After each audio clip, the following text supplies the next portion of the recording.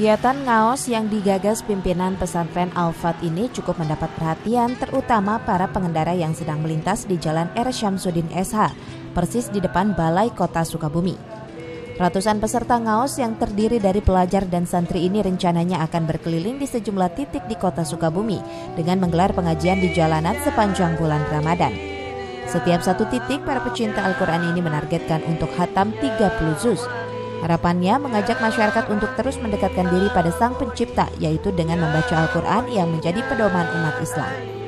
Upayakan selalu cinta Al-Quran, setiap harinya membaca Al-Quran gitu, dan juga kenapa kita berlokasi di pinggir jalan seperti ini, bertujuan agar si para pengemudi yang lewat ataupun siapa orang halayak umum yang lewat agar bisa melihat, oh ternyata kegiatan ini sangat positif gitu. Jadi gak hanya kegiatan sore itu diisi dengan kegiatan ngabuburit yang negatif, tapi kita mengisinya dengan membaca Al-Quran seperti itu. Berapa untuk apa kita adakan ini?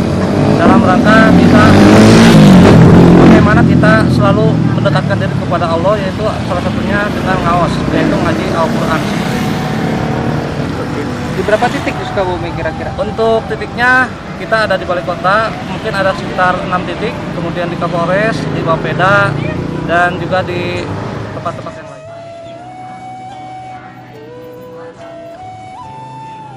Dari Sukabumi, Muhammad Satiri melaporkan.